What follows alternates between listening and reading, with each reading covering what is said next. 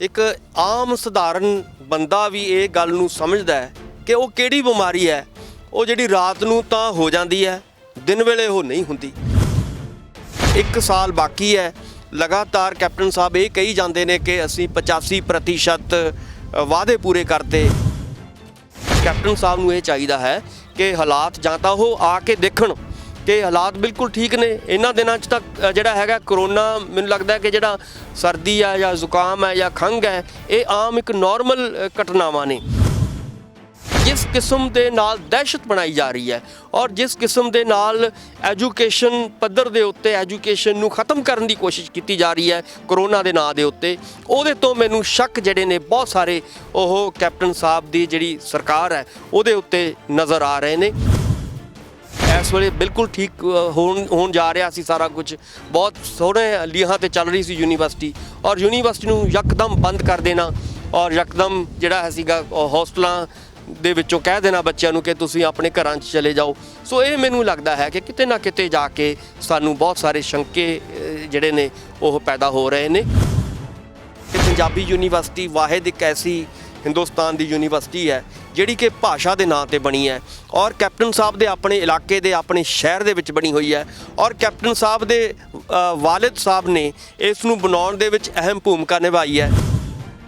Captain ਸਾਹਿਬ ਦੀ ਹੁਣ ਨਿਗਾਹ ਇਹ ਹੈ ਕਿ ਇਸ ਨੂੰ ਪ੍ਰਾਈਵੇਟ ਕੀਤਾ ਜਾਏ, ਇਹਨੂੰ ਪ੍ਰਾਈਵੇਟ ਅਡਾਨੀਆਂ ਬਾਨੀਆਂ ਨੂੰ ਵੇਚਿਆ ਜਾਏ। ਖਾਸ ਤੌਰ ਤੇ ਜਿਹੜੀ ਕੈਪਟਨ ਸਰਕਾਰ ਹੈ, ਇਹਨਾਂ ਨੇ ਪਿਛਲੇ ਲੰਬੇ ਸਮੇਂ ਤੋਂ ਪੰਜਾਬ ਦੇ ਵਿੱਚ ਦਹਿਸ਼ਤ ਦਾ ਮਾਹੌਲ ਜਿਹੜਾ ਹੈਗਾ ਉਹ ਕ੍ਰੀਏਟ ਕੀਤਾ ਹੋਇਆ ਔਰ ਇਸ ਦਹਿਸ਼ਤ ਦੇ ਮਾਹੌਲ ਦੇ ਵਿੱਚੋਂ ਹੀ ਉਹਨਾਂ ਨੂੰ ਹੁਣ ਲੱਗ ਰਿਹਾ ਹੈ ਕਿ ਸਾਡੀ ਪਾਰੀ ਜਿਹੜੀ ਹੈਗੀ ਹੈ ਉਹ ਉਹਨਾਂ ਦੇ ਹੱਥੋਂ ਖਿਸਕਦੀ ਜਾ ਰਹੀ ਹੈ। ਆਪਾਂ ਨੂੰ ਇਹ ਪਤਾ ਹੈ ਕਿ ਕੈਪਟਨ ਸਾਹਿਬ ਜਿਹੜੇ ਨੇ ਲਗਾਤਾਰ ਇਹ ਵਾਅਦੇ ਕਰਦੇ ਸੀ, ਨੌਕਰੀਆਂ ਦਾ ਵਾਅਦਾ, ਚਾਹੇ ਕਿਸਾਨਾਂ ਦੇ ਕਰਜ਼ ਮਾਫੀ ਦਾ ਵਾਅਦਾ, ਔਰ ਉਹ ਕੋਈ ਵੀ ਵਾਅਦਾ ਜਿਹੜਾ ਹੈਗਾ ਉਹ ਅੱਜ ਤੱਕ ਪੂਰਾ ਨਹੀਂ ਕਰ ਸਕੇ। ਮਾਲਵਾ ਇਲਾਕਾ ਹੈ ਖਾਸ ਤੌਰ ਤੇ, ਉਹ ਬਹੁਤ ਵੱਡੇ ਸੰਕਟ 'ਚੋਂ ਗੁਜ਼ਰਿਆ ਪਿਛਲੇ 1 ਸਾਲ ਤੋਂ।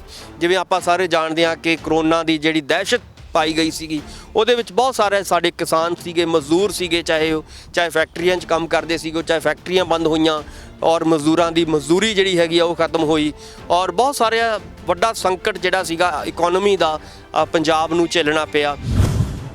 ਕਰੋਨਾ ਦੀ ਆੜ ਤਹਿਤ ਯੂਨੀਵਰਸਿਟੀ ਨੂੰ ਪ੍ਰਾਈਵੇਟ ਕੀਤਾ ਜਾ ਸਕਦਾ, ਜੋ ਸਰਕਾਰ ਦੀਆਂ ਨੀਤੀਆਂ ਨੇ, ਸਰਕਾਰ ਦੀ ਜੋ ਮਨਸ਼ਾ ਕਿ ਜੋ ਪੰਜਾਬ ਦੇ ਸਿਆਸੀ ਹਾਲਾਤ ਬਣੇ ਹੋਏ ਨੇ। ਜਿਵੇਂ ਆਮ ਆਦਮੀ ਪਾਰਟੀ ਨੇ ਕੱਲ੍ਹ ਬਾਘਾ ਪੁਰਾਣਾ ਵਿਖੇ ਰੈਲੀ ਕੀਤੀ ਸੀ ਅਤੇ ਆਮ ਉੱਥੇ ਲੀਡਰਾਂ ਦੀ ਇੱਕੋ ਗੱਲ ਕਹਿਣੀ ਸੀ ਕਿ ਜੋ ਕੈਪਟਨ ਵੱਲੋਂ ਹਦਾਇਤਾਂ ਕੀਤੀ ਗਈਆਂ ਨੇ ਮੁੱਖ ਮੰਤਰੀ ਵੱਲੋਂ, ਇਹ ਸਾਡੀ ਰੈਲੀ ਨੂੰ ਡੈਮੇਜ ਕਰਨ ਲਈ ਨੇ। ਕਿ ਫਿਰ ਸਿਆਸਤ ਉੱਤੇ ਵੀ ਕੈਪਟਨ ਅਮਰਿੰਦਰ ਸਿੰਘ ਕਰੋਨਾ ਦੀ ਖੇਡ ਖੇਡ ਰਹੇ ਨੇ?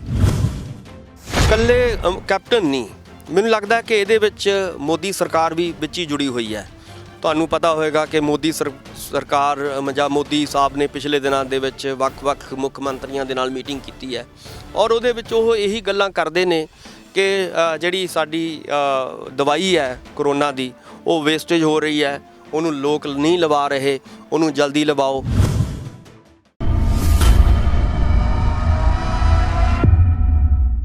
ਪੰਜਾਬੀ ਡਾਕ ਤੇ ਤੁਹਾਡਾ ਇਸਤਕਬਾਲ। ਮੈਂ ਗੁਰਜਿੰਦਰ ਸਿੰਘ। ਦਰਸ਼ਕੋ, ਪੰਜਾਬ ਦੇ ਜੋ ਸਿਆਸੀ ਹਾਲਾਤ ਨੇ, 2017 ਦੇ ਵਿੱਚ ਕੈਪਟਨ ਅਮਰਿੰਦਰ ਸਿੰਘ ਨੇ ਤਾਜ ਆਪਣੇ ਸਿਰ ਧਰਿਆ ਸੀ ਮੁੱਖ ਮੰਤਰੀ ਦੀ ਕੁਰਸੀ ਦਾ। ਲਗਾਤਾਰ 4 ਸਾਲ ਹੋ ਚੁੱਕੇ ਨੇ। ਕੈਪਟਨ ਅਮਰਿੰਦਰ ਸਿੰਘ ਦਾ ਕਹਿਣਾ ਕਿ ਅਸੀਂ 85% ਵਾਅਦੇ ਪੂਰੇ ਕਰ ਦਿੱਤੇ ਨੇ ਜੋ ਅਸੀਂ ਪੰਜਾਬ ਦੀ ਜਨਤਾ ਦੇ ਨਾਲ ਕੀਤੇ ਸੀ। ਕੱਲ੍ਹ ਬਾਘਾ ਪੁਰਾਣਾ ਦੇ ਵਿੱਚ ਵੀ ਆਮ ਆਦਮੀ ਪਾਰਟੀ ਨੇ ਰੈਲੀ ਕੀਤੀ ਸੀ। ਅਲੱਗ-ਅਲੱਗ ਪਾਰਟੀਆਂ ਵੱਲੋਂ ਆਪਣੀ ਸਰਗਰਮੀ ਤੇਜ਼ ਕਰ ਦਿੱਤੀ ਗਈ ਹੈ। ਦੂਜੇ ਪਾਸੇ ਜੋ ਸਿਆਸਤ ਨੂੰ, ਆਮ ਲੋਕਾਂ ਦੇ ਜਨ ਜੀਵਨ ਨੂੰ ਸਭ ਤੋਂ ਵੱਧ ਪ੍ਰਭਾਵਿਤ ਕਰ ਰਹੀ ਹੈ ਚੀਜ਼, ਉਹ ਹੈ ਕਰੋਨਾ। ਫਿਰ ਕੈਪਟਨ ਅਮਰਿੰਦਰ ਸਿੰਘ ਵੱਲੋਂ ਸਖਤ ਹਦਾਇਤਾਂ ਜਾਰੀ ਕਰ ਦਿੱਤੀਆਂ ਨੇ। ਜੋ ਨਾਈਟ ਕਰਫਿਊ ਸੀ ਪਹਿਲਾਂ 11 ਤੋਂ ਰੱਖਿਆ ਸੀ, ਹੁਣ 9 ਤੋਂ ਵਧਾ ਕੇ ਉਹ 5 ਤੱਕ ਨਾਈਟ ਕਰਫਿਊ ਕਰ ਦਿੱਤਾ ਗਿਆ ਹੈ। ਇਹਨੂੰ ਲੈ ਕੇ ਹੀ ਤਮਾਮ ਹੋਰ ਸਕੂਲਾਂ ਨੂੰ ਬੰਦ ਕਰਨ ਦੀ ਗੱਲ ਕੀਤੀ ਜਾ ਰਹੀ ਹੈ। ਪੰਜਾਬੀ ਯੂਨੀਵਰਸਿਟੀ ਪਟਿਆਲਾ ਇਸ ਟਾਈਮ ਖਾਸ ਚਰਚਾ ਦਾ ਵਿਸ਼ਾ, ਕਿਉਂਕਿ ਪੰਜਾਬੀ ਯੂਨੀਵਰਸਿਟੀ ਪਟਿਆਲਾ ਦੇ ਪਹਿਲਾਂ ਹੀ ਵਿੱਤੀ ਸੰਕਟ ਕਾਫੀ ਭਾਰੀ ਹੈ। ਉਹਨੂੰ ਲੈ ਕੇ ਜੇਕਰ ਹੁਣ ਬੰਦ ਕਰ ਦਿੱਤੀ ਗਈ ਤਾਂ ਕਿਹਾ ਜਾ ਰਿਹਾ ਹੈ ਕਿ ਪੰਜਾਬੀ ਯੂਨੀਵਰਸਿਟੀ ਬਿਲਕੁਲ ਡੈਮੇਜ ਹੋ ਜਾਊਗੀ, ਜਿਹਨੂੰ ਲੈ ਕੇ ਵਿਦਿਆਰਥੀਆਂ ਵੱਲੋਂ ਵੀ ਵਿਰੋਧ ਕੀਤਾ ਜਾ ਰਿਹਾ ਹੈ ਕਿ ਅਸੀਂ ਯੂਨੀਵਰਸਿਟੀ ਬੰਦ ਕਰਕੇ ਘਰੇ ਨਹੀਂ ਜਾਵਾਂਗੇ। ਤਮਾਮ ਅਲੱਗ-ਅਲੱਗ ਵੱਖ-ਵੱਖ ਬੁੱਧੀਜੀਵੀਆਂ ਦੀ ਵੱਖ-ਵੱਖ ਸਟੂਡੈਂਟਸ ਦੀ ਰਾਏ ਹੈ। ਤੇ ਅੱਜ ਸਾਡੇ ਨਾਲ ਪੰਜਾਬੀ ਯੂਨੀਵਰਸਿਟੀ ਪਟਿਆਲਾ ਤੋਂ ਪ੍ਰੋਫੈਸਰ ਭੀਮਿੰਦਰ ਜੀ ਨੇ, ਪੰਜਾਬੀ ਸਾਹਿਤ ਅਧਿਐਨ ਨਾਲ ਸੰਬੰਧਿਤ ਨੇ। ਗੱਲਬਾਤ ਕਰਾਂਗੇ, ਜਾਣਾਂਗੇ ਕਿ ਹਾਲਾਤ ਪੰਜਾਬੀ ਯੂਨੀਵਰਸਿਟੀ ਦੇ ਕੀ ਨੇ। ਪ੍ਰੋਫੈਸਰ ਸਾਹਿਬ, ਸਭ ਤੋਂ ਪਹਿਲਾਂ ਤੁਸੀਂ ਸਾਨੂੰ ਇਹ ਦੱਸੋ ਕਿ ਵੀ ਜੋ ਹੁਣ ਪੰਜਾਬੀ ਯੂਨੀਵਰਸਿਟੀ ਦੇ ਹਾਲਾਤ ਨੇ, ਵਿੱਤੀ ਹਾਲਾਤ ਨੇ ਜੋ, ਤੇ ਕਰੋਨਾ ਦੇ ਜੋ ਇਹਦੇ ਤੇ ਦੌਰ ਹੈ, ਕਰੋਨਾ ਦਾ ਕਿੰਨਾ ਕੁ ਫਰਕ ਰਹੂਗਾ ਇਹਦੇ ਤੇ? ਭੰਗੂ ਸਾਹਿਬ, ਸਭ ਤੋਂ ਪਹਿਲਾਂ ਤੁਹਾਡਾ ਸ਼ੁਕਰੀਆ, ਮਿਹਰਬਾਨੀ, ਧੰਨਵਾਦ। ਜਿਵੇਂ ਤੁਸੀਂ ਆਪਣੀ ਗੱਲ ਦੇ ਵਿੱਚ ਇੱਕ ਜ਼ਿਕਰ ਕੀਤਾ ਸੀਗਾ ਕਿ ਕੈਪਟਨ ਸਾਹਿਬ ਨੇ ਰਾਤ ਦਾ ਕਰਫਿਊ ਲਾਤਾ ਸਾਰੇ, ਮੈਨੂੰ ਲੱਗਦਾ ਲਗਭਗ ਸਾਰੇ ਜ਼ਿਲ੍ਹਿਆਂ ਦੇ ਵਿੱਚ। ਔਰ ਤੁਸੀਂ ਮੈਨੂੰ ਇਹ ਦੱਸੋ, ਇੱਕ ਆਮ ਸਧਾਰਨ ਬੰਦਾ ਵੀ ਇਹ ਗੱਲ ਨੂੰ ਸਮਝਦਾ ਹੈ ਕਿ ਉਹ ਕਿਹੜੀ ਬਿਮਾਰੀ ਹੈ ਉਹ ਜਿਹੜੀ ਰਾਤ ਨੂੰ ਤਾਂ ਹੋ ਜਾਂਦੀ ਹੈ, ਦਿਨ ਵੇਲੇ ਉਹ ਨਹੀਂ ਹੁੰਦੀ। ਸੋ ਇਸ ਕਰਕੇ ਇਹ ਕਰਫਿਊ ਲਾਉਣਾ ਔਰ ਕਰੋਨਾ ਦੇ ਨਾਂ ਦੇ ਉੱਤੇ ਲੋਕਾਂ ਦੇ ਵਿੱਚ ਡਰ ਪੈਦਾ ਕਰਨਾ ਔਰ ਕਰੋਨਾ ਦੇ ਜਿਹੜੀ ਦਵਾਈ ਹੈ ਉਹਨੂੰ ਲਾਉਣ ਦੇ ਲਈ ਲੋਕਾਂ ਦੇ ਵਿੱਚ ਦਹਿਸ਼ਤ ਬਣਾਉਣੀ, ਇਹ ਮੈਨੂੰ ਲੱਗਦਾ ਕਿ ਸਰਕਾਰਾਂ ਹੁਣ ਤੱਕ ਇਦਾਂ ਹੀ ਕਰਦੀਆਂ ਆ ਰਹੀਆਂ ਨੇ। ਔਰ ਇਹ ਜਿਹੜੀ ਖਾਸ ਤੌਰ ਤੇ ਜਿਹੜੀ ਕੈਪਟਨ ਸਰਕਾਰ ਹੈ, ਇਹਨਾਂ ਨੇ ਪਿਛਲੇ ਲੰਮੇ ਸਮੇਂ ਤੋਂ ਪੰਜਾਬ ਦੇ ਵਿੱਚ ਦਹਿਸ਼ਤ ਦਾ ਮਾਹੌਲ ਜਿਹੜਾ ਹੈਗਾ ਉਹ ਕ੍ਰੀਏਟ ਕੀਤਾ ਹੋਇਆ।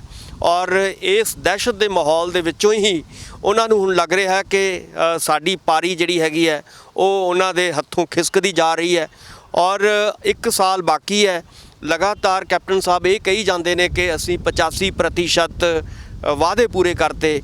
ਭੰਗੂ ਸਾਹਿਬ, ਤੁਸੀਂ ਮੈਨੂੰ ਇਹ ਦੱਸੋ ਕਿ ਪੰਜਾਬੀ ਯੂਨੀਵਰਸਿਟੀ ਵਾਹਿਦ ਇੱਕ ਐਸੀ ਹਿੰਦੁਸਤਾਨ ਦੀ ਯੂਨੀਵਰਸਿਟੀ ਹੈ ਜਿਹੜੀ ਕਿ ਭਾਸ਼ਾ ਦੇ ਨਾਂ ਤੇ ਬਣੀ ਹੈ ਔਰ ਕੈਪਟਨ ਸਾਹਿਬ ਦੇ ਆਪਣੇ ਇਲਾਕੇ ਦੇ ਆਪਣੇ ਸ਼ਹਿਰ ਦੇ ਵਿੱਚ ਬਣੀ ਹੋਈ ਹੈ ਔਰ ਕੈਪਟਨ ਸਾਹਿਬ ਦੇ ਵਾਲਿਦ ਸਾਹਿਬ ਨੇ ਇਸ ਨੂੰ ਬਣਾਉਣ ਦੇ ਵਿੱਚ ਅਹਿਮ ਭੂਮਿਕਾ ਨਿਭਾਈ ਹੈ। ਔਰ ਇਹਦੇ ਬਾਵਜੂਦ ਅੱਜ ਇਹ ਘਾਟੇ ਦੇ ਵਿੱਚ ਚੱਲ ਰਹੀ ਹੈ ਔਰ ਲਗਾਤਾਰ ਆਪਾਂ ਨੂੰ ਪਤਾ ਹੈ ਕਿ ਚਾਹੇ ਉਹ ਕਰਮਚਾਰੀ ਹੋਣ, ਚਾਹੇ ਇੱਥੋਂ ਦੇ ਅਧਿਆਪਕ ਹੋਣ, ਚਾਹੇ ਇੱਥੋਂ ਦੇ ਵਿਦਿਆਰਥੀ ਹੋਣ, ਉਹ ਵਿਰੋਧ ਕਰ ਰਹੇ ਨੇ ਕਿਉਂਕਿ ਉਹਨਾਂ ਨੂੰ ਪਤਾ ਲੱਗ ਚੁੱਕਿਆ ਹੈ ਕਿ ਕੈਪਟਨ ਸਾਹਿਬ ਦੀ ਹੁਣ ਨਿਗਾਹ ਇਹ ਹੈ ਕਿ ਇਸ ਨੂੰ ਪ੍ਰਾਈਵੇਟ ਕੀਤਾ ਜਾਏ, ਇਹਨੂੰ ਪ੍ਰਾਈਵੇਟ ਅਡਾਨੀਆਂ ਬਾਨੀਆਂ ਨੂੰ ਵੇਚਿਆ ਜਾਏ। ਔਰ ਆਪਾਂ ਨੂੰ ਇਹ ਪਤਾ ਹੈ ਕਿ ਕੈਪਟਨ ਸਾਹਿਬ ਜਿਹੜੇ ਨੇ ਲਗਾਤਾਰ ਇਹ ਵਾਅਦੇ ਕਰਦੇ ਸੀ, ਨੌਕਰੀਆਂ ਦਾ ਵਾਅਦਾ, ਚਾਹੇ ਕਿਸਾਨਾਂ ਦੇ ਕਰਜ਼ ਮਾਫੀ ਦਾ ਵਾਅਦਾ, ਔਰ ਉਹ ਕੋਈ ਵੀ ਵਾਅਦਾ ਜਿਹੜਾ ਹੈਗਾ ਉਹ ਅੱਜ ਤੱਕ ਪੂਰਾ ਨਹੀਂ ਕਰ ਸਕੇ।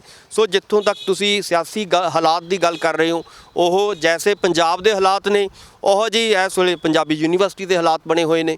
ਸੋ ਪੰਜਾਬੀ ਯੂਨੀਵਰਸਿਟੀ ਦੇ ਵਿੱਚ ਵੀ ਜਿਹੜਾ ਹੈਗਾ ਕਰੋਨਾ ਦੀ ਦਹਿਸ਼ਤ ਪਾਈ ਗਈ ਹੈ। ਇੱਥੇ ਵੀ ਕਹਿ ਦਿੱਤਾ ਗਿਆ ਕਿ ਸਾਰਿਆਂ ਨੂੰ ਆਨਲਾਈਨ ਜਿਹੜੀਆਂ ਨੇ ਕਲਾਸਾਂ ਲੱਗਣਗੀਆਂ ਔਰ ਬੱਚਿਆਂ ਨੂੰ ਕਹਿ ਦਿੱਤਾ ਹੈ ਕਿ ਤੁਸੀਂ ਆਪਣੇ ਘਰਾਂ ਤੋਂ ਜਾ ਕੇ ਆਨਲਾਈਨ ਕਲਾਸਾਂ ਲਗਾਓ।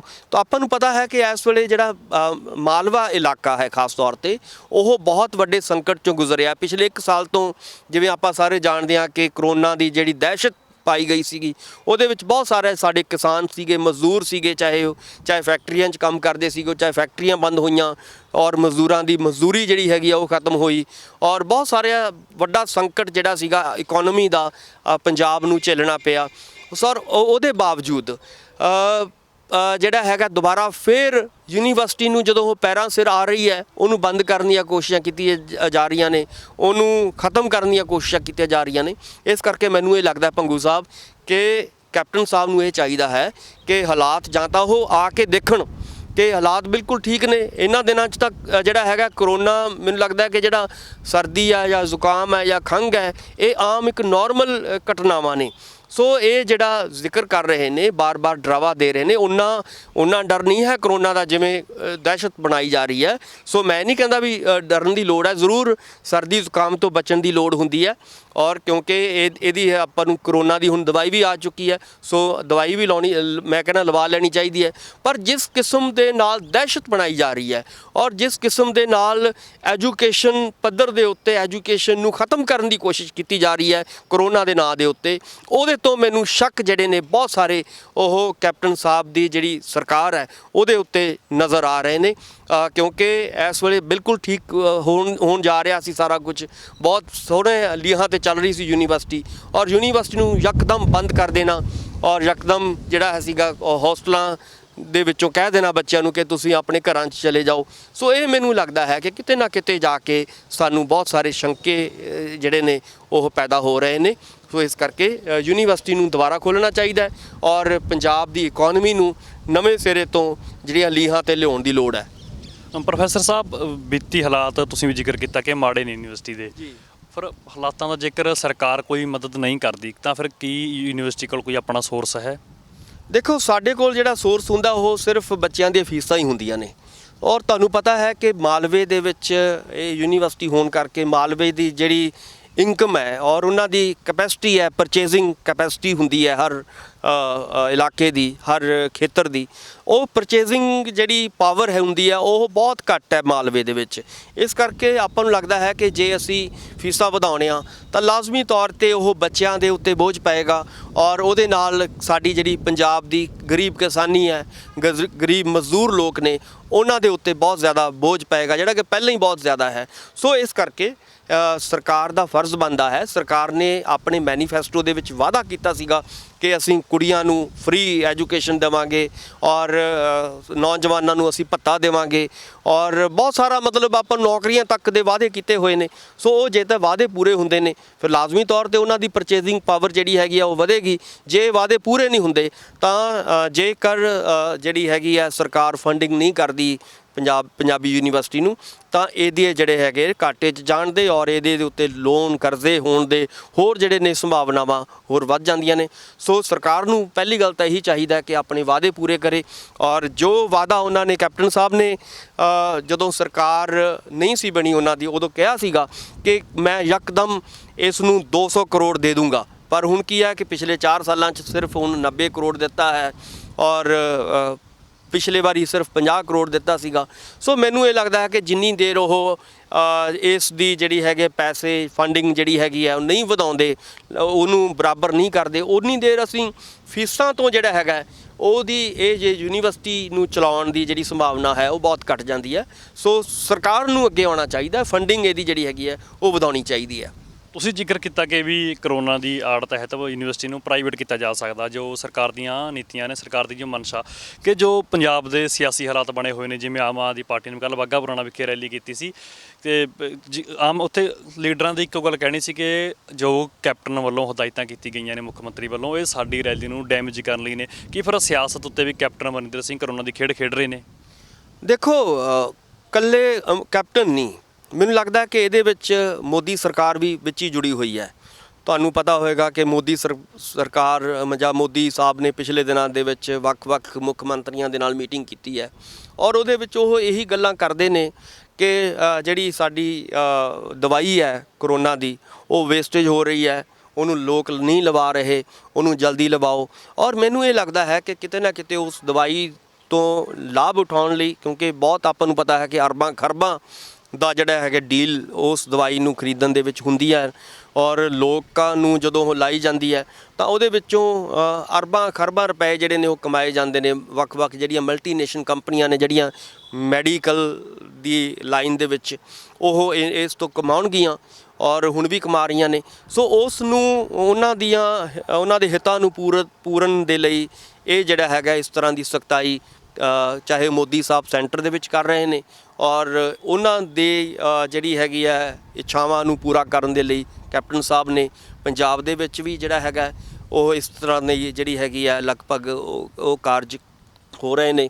ਤੁਸੀਂ ਮੈਨੂੰ ਆਪ ਹੀ ਮੈਂ ਫਿਰ ਦੱਸਾਂਗਾ ਕਿ ਤੁਸੀਂ ਇਹ ਦੱਸੋ ਵੀ ਕਿਹੜੀ ਬਿਮਾਰੀ ਹੈ ਜਿਹੜੀ ਦਿਨ ਵੇਲੇ ਤਾਂ ਜਦੋਂ ਲੋਕ ਖੁੱਲ੍ਹੇ ਚੱਲ ਰਹੇ ਹੁੰਦੇ ਨੇ ਉਦੋਂ ਤਾਂ ਹੁੰਦੀ ਨਹੀਂ, ਰਾਤ ਨੂੰ ਉਹ ਕਹਿੰਦੇ ਵੀ ਤੁਹਾਨੂੰ ਅਸੀਂ ਲੋਕਡਾਊਨ ਕਰ ਦਾਂਗੇ, ਔਰ ਰਾਤ ਨੂੰ ਅਸੀਂ ਜਿਹੜੀ ਹੈ ਕਰਫਿਊ ਲਾ ਦਾਂਗੇ, ਔਰ ਰਾਤ ਨੂੰ ਉਹ ਹੋਣ ਲੱਗ ਜਾਂਦੀ ਹੈ। ਸੋ ਮੈਨੂੰ ਇਹ ਬਿਮਾਰੀ ਜਾਂ ਤਾਂ ਡਾਕਟਰ ਉਹਨਾਂ ਨੂੰ ਸਮਝਾਉਣ ਜਾ ਕੇ ਵੀ ਭਾਈ ਇਹਦੇ ਨਾਲ ਰਾਤ ਨੂੰ ਲਾਉਣ ਨਾਲ ਕੀ ਫਾਇਦਾ, ਤੁਸੀਂ ਕਰਨਾ ਤਾਂ ਦਿਨੇ, ਜੇ ਤੁਹਾਨੂੰ ਲੱਗਦਾ ਕਿ ਸੀਰੀਅਸਨੈਸ ਕੋਈ ਹੈ ਇਸ ਬਿਮਾਰੀ 'ਚ ਤਾਂ ਦਿਨੇ ਕੋਈ ਉਹਦਾ ਕਾਰਵਾਈ ਕਰੋ।